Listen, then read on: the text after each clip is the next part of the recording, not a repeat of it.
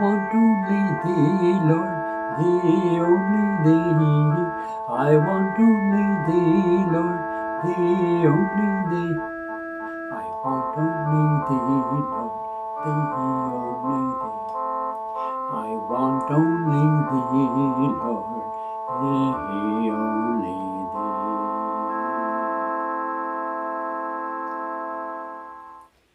Welcome, friends. This is our noon broadcast, our weekday broadcast that starts at noon and then is recorded and posted of the unpublished writings of Paramhansa Yogananda.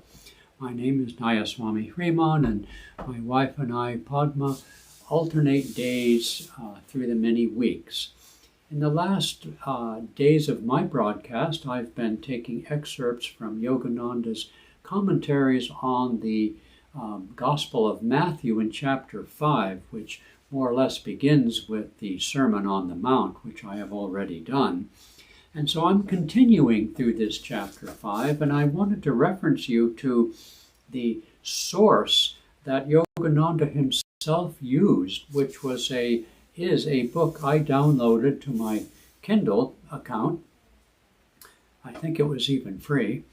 Walks and Words of Jesus by Reverend M.N. Olmsted. What he did is he combined the the four evangelists, and especially the words of Jesus, into one book, one document, putting together. So whether or not the same incident or words are repeated, he puts them all together, which is a great way, and I'm finding it a wonderful resource. I read it when I have a few moments and so forth. So that's Walks and Words of Jesus by Reverend M.N. Olmsted. Okay, so I'm on Matthew 5, 19 and 20, so I'd like to read that. But before I do, what with the Christmas holy season happening, I do find that many people, sincere truth seekers, but when they hear the name of Jesus, they tend to recoil or pull back. It connotes to them, as often the word God does, something they are not attracted to. Let's put it that way. And Yogananda's mission, which he called the Second Coming of Christ, which is the name of the series of these articles, each one being a different this one being the various grades of saints, he titled it, offers, not exclusively, the great saints of Christianity essentially said as much, but it isn't the core teaching of churchianity.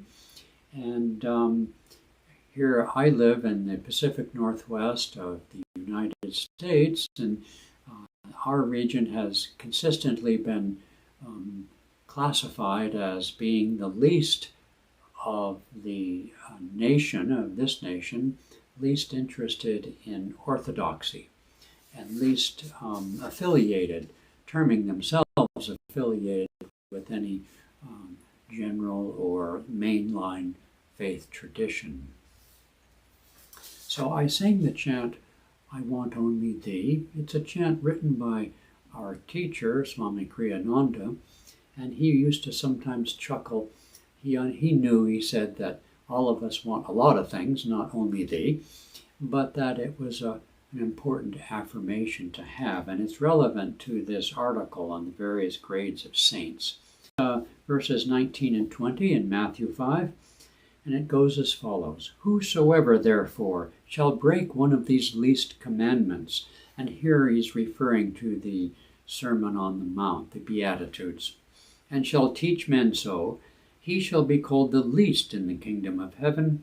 But whosoever shall do and teach them, the same shall be called great in the kingdom of heaven. For I say unto you that except your righteousness shall exceed that of the scribes and the Pharisees, ye shall in no case enter the kingdom of heaven. So this is an article, a commentary on those stanzas, in which Yogananda gives sort of the gradations of spirituality. And no surprise to any of us who tune into these things, but down through the ages, being raised Catholic, there were all sorts of people ordained or commissioned, or whatever the term is, I suddenly forget, saints by the Catholic Church. But one sometimes wondered, in fact, there were a whole list of saints that was revealed some decades ago that, so far as anybody could determine, never really existed. And they were the patron saint of this or that, and so on. So suffice it to say that what Yogananda is saying is that so-called saints come in various flavors, not just in their uniqueness as personalities or what they emphasized or even taught, but in their relative degree of God consciousness. You see, the baseline or the standard that Yogananda represents most clearly from the East, from India particularly, and not so clearly in the West, in Christianity and the Abrahamic faiths, is the yardstick of God consciousness. Spiritual marriage, as some of the more mystical Christian saints put it.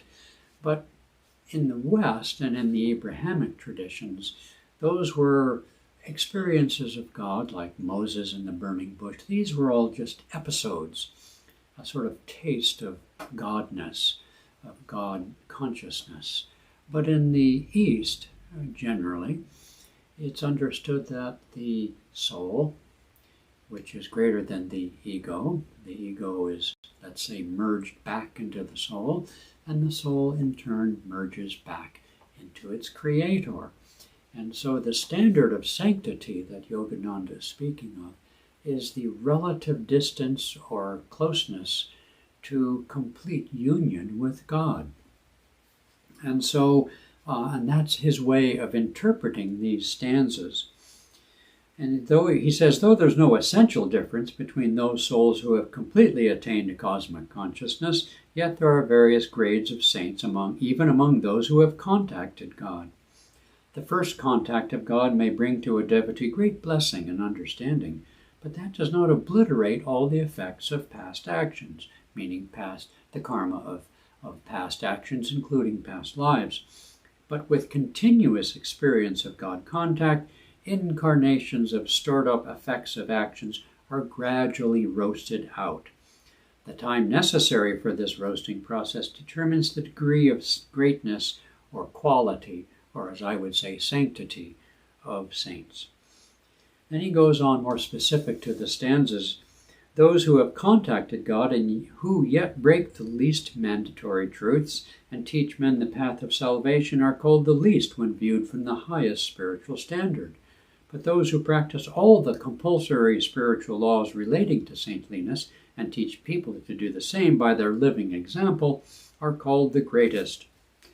So he talks, and he goes further, he talks about hypocrisy, which is to think about truth and to study scriptures and to maybe even teach scriptures is good because it increases the desire to follow its laws, but to neglect to follow its laws in life, even while studying or teaching the scriptures,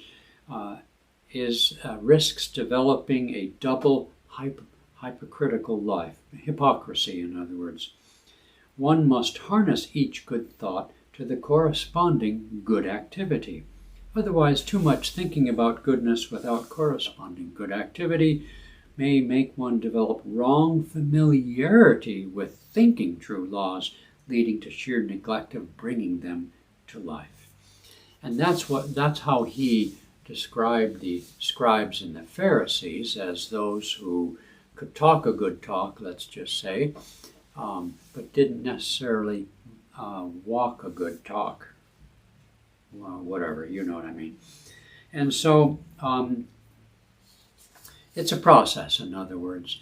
And then he goes on to talk about and acknowledge that, let's face it, millions of people don't even think about religion, and millions of religious individuals, that is, of those who do, are satisfied with going to church for an hour a week or reading a few spiritual books or practicing a few ceremonies, but that's it.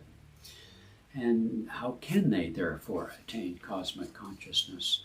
And so I think of, I think many of those people for whom the word Jesus or God is problematical in their reaction and response to it, as I mentioned at the beginning, I think a lot of those people are attracted to teachings like those of Yogananda, and especially the practice of yoga and meditation, thereby feeling an alternative approach to truth. And yet among those, if they only do yoga once a week at a class, or maybe a couple of times a week, or only practice meditation for 5 or 10 minutes once in a while, or even twice a day. But in other words, as Patanjali said in the Yoga Sutras, you'd think he was talking about hot sauce. He says one's efforts are either mild, medium, or intense.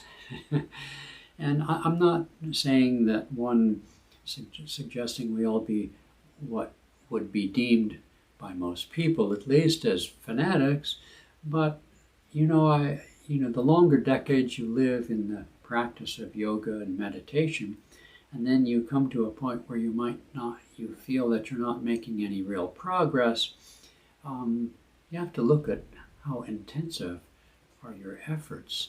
Another aspect often missing in those who, especially in the West, who pursue yoga and meditation is a lack of feeling or awareness of the need for the heart connection to the path, the desire to transcend the ego, the desire to outgrow one's opinions and likes and dislikes and attachments to material things. And so, because you can huff and puff or do yoga and meditation without any thought of giving up these things or desire to do so, or any thought of love for God. We come from above, literally, in spirit and consciousness, and we descend and are imprisoned into these physical forms by the choices we have made in the past. But never mind the why of it. We are encased. And so we are, in effect, like the Trinity, a triune being. We have our aspirations, our wisdom, our sense of connection with all life, perhaps devotion to God beyond creation even. And then we have the middle part of ourselves, which is the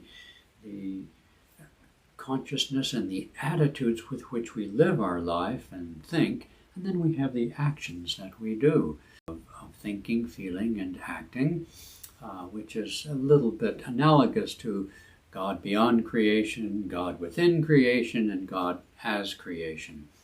And so